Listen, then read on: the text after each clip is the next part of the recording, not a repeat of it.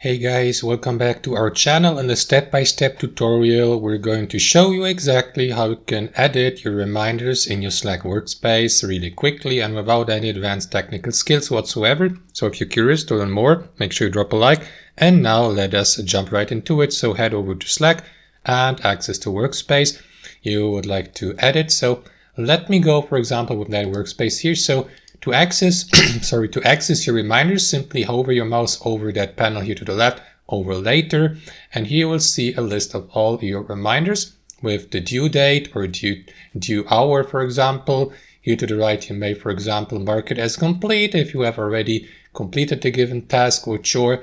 So what you want to do, guys, is simply click on these three dots here to the right, more actions, to access that menu here.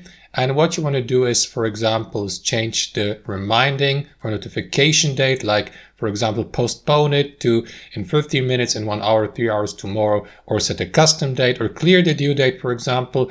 Or if you'd like to go a bit more in depth, simply click on add a reminder below. And here what you want to do is, again, customize your due date here at the top. For example, set a date and also a date time.